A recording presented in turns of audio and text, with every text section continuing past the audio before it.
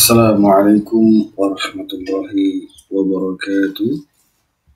Alhamdulillah wassalatu wassalamu ala Rasulillah wa ala alihi wa sahbihi Rasulillahi ajma'in, amma ba'd. Anak-anak kami sekalian, ini pertemuan kita yang kedua. Kita masih membahas tentang bab pertama, yaitu beriman kepada kitab-kitab Allah Subhanahu wa taala.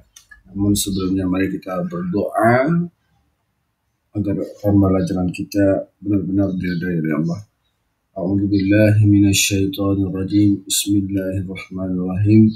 Rabbi zidni ilman warzuqni fahman. Amin. Baik, kita masuk kepada bagian 2, yaitu mengenal nama-nama kitab Allah. Ya, ada 4 kitab yang diturunkan oleh Allah Jalla wa'aluh kepada umat manusia. Yang pertama yaitu kitab Taurat. Kitab Taurat adalah kitab yang diturunkan pada abad ke-12 sebelum Masehi. Ya, kitab Taurat diwahyukan kepada Nabi Musa alaihissalam pada abad ke-12 Masehi. Nama Taurat berarti hukum atau syariat. Pada saat itu Nabi Musa diutus oleh Allah Subhanahu wa ta'ala untuk berdakwah kepada bangsa Israel. Ya, oleh karena itu tepat sekali kalau kita meyakini bahwa Taurat diperuntukkan untuk pedoman dan petunjuk hidup bagi Bani Israel saat itu.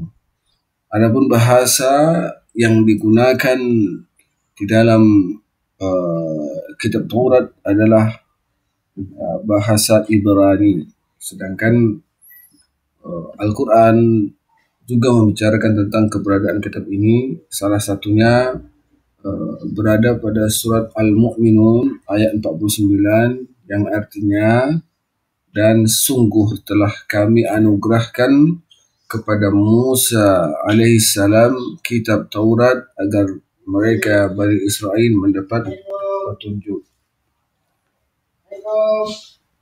Yang kedua, Zabur. Nah, kitab Zabur diturunkan pada abad ke-10 sebelum Masehi. Ya. Pada abad sebelum Masehi diturunkan oleh Allah kepada Nabi Daud alaihissalam untuk bangsa Israel atau umat Yahudi. Kitab ini diturunkan pada abad ke-10 Masehi di daerah Yerusalem. Adapun kitab ini ditulis dengan bahasa Kibti. Firman Allah Subhanahu wa taala yang menceritakan tentang kitab Zabur ini terdapat dalam surah Al-Isra ayat ke-55 yang artinya, dan Tuhanmu lebih mengetahui siapa yang di langit dan di bumi, dan sungguh kami telah memberikan kelebihan kepada nabi-nabi kepada sebagian nabi-nabi atas sebagian yang lain, dan kami berikan Zabur kepada Daud. Surat Al-Isra ayat ke-55. Ya. Yang ketiga, Injil. Ya, diturunkan pada abad ke-1 Masehi. Ya, kitab Injil ini diturunkan kepada Nabi Isa. Ya, kitab Injil diwahyukan di daerah Yerusalem. Kitab ini ditulis pada awalnya dengan menggunakan bahasa Suryani. Kitab Injil menjadi pedoman bagi kaum Nabi Isa alaihissalam, yakni kaum Nasrani. Adapun Al-Quran membicarakan tentang kitab ini terdapat pada surat Maryam, salah satunya terdapat pada surat Maryam ayat 30 yang artinya dia berkata, sesungguhnya aku hamba Allah. Dia memberiku kitab, Injil, dan menjadikan aku seorang nabi. Surat Maryam ayat ke-30. Surat Maryam ayat ke-30. Nah, Al-Quran yang keempat Al-Quran, yaitu kitab bentuknya kepada Nabi Muhammad SAW pada abad ke-7 Masehi, kurun waktu antara 611 sampai 632 Masehi.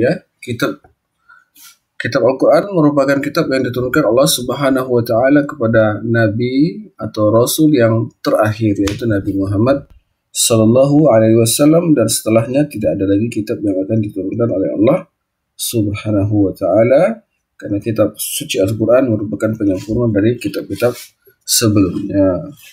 Firman Allah yang artinya dia menurunkan kitab Al-Quran kepada Muhammad yang mengandung kebenaran, membenarkan kitab-kitab sebelumnya, dan menurunkan Taurat dan Injil. Itu surah Al-Imran ayat ketiga. Anak-anak sekalian, inilah beberapa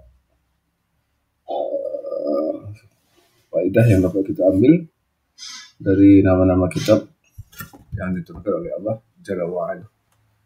Ya. Demikian dulu kita akhiri pertemuan kita yang kedua ini.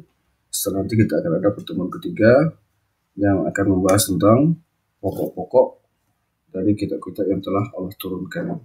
Demikian, kita tutup dengan kafaratul majlis. Subhanakallahumma bihamdika asyhadu an la ilaha illa anta astaghfiruka wa atubu ilaik. Assalamualaikum warahmatullahi wabarakatuh.